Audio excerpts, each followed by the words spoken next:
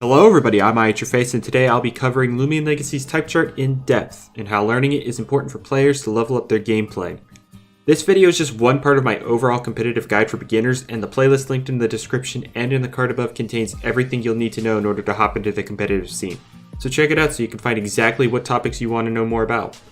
Anyways, I'm not going to waste any more of your time, so I'm going to just jump right into it.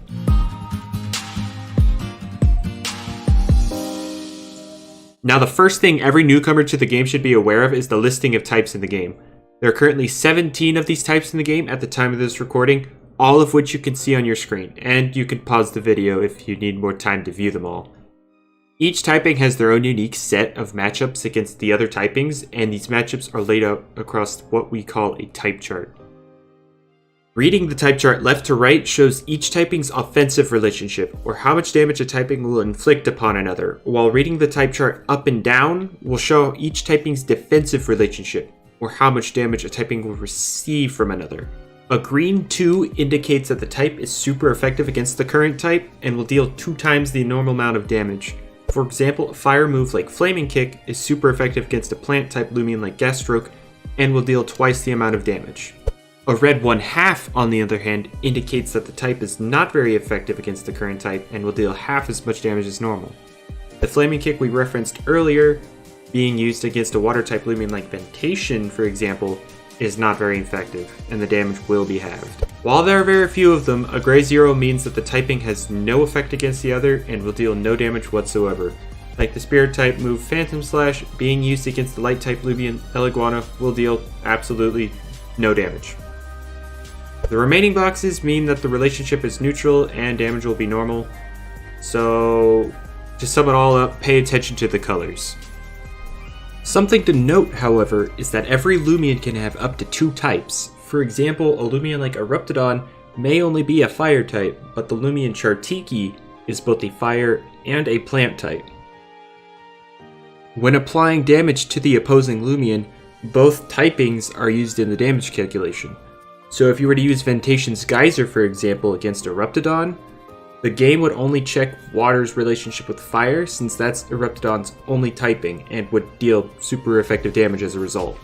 Using that same Geyser against Chartiki, however, would make the game check water's relationship with both plant and fire. The game multiplies the values in both of these boxes together to determine the outcome, which in this case is neutral damage, since plant resists water and fire is weak to water. Now, while memorizing the type chart is key to success in competitive battles, it isn't exactly realistic to expect every newcomer to immediately learn the type chart, especially those that are coming over from either Pokemon or Temtem.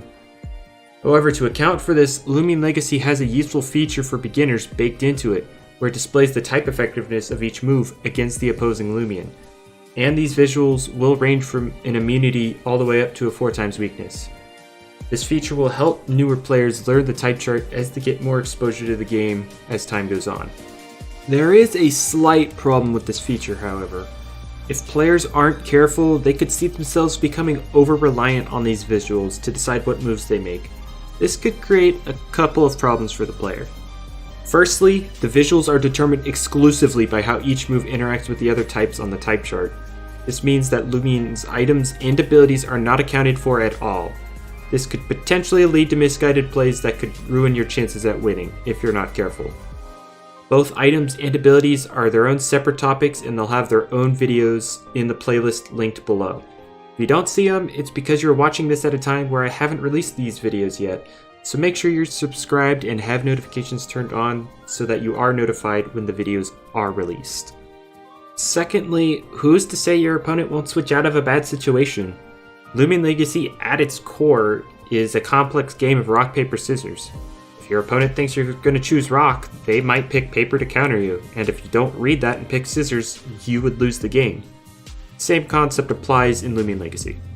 For example, if you have a Ursul out against a Dusket, you would naturally want to click Shadow Sprint since that's 4 times super effective and can knock the Dusket out in 1 hit. However, you see that they have a Valkyrie on their team who is immune to spirit moves and threaten Ursul with light type moves. If they come in with Valkyrie and you click Shadow Sprint, then you've just put yourself in a bad position.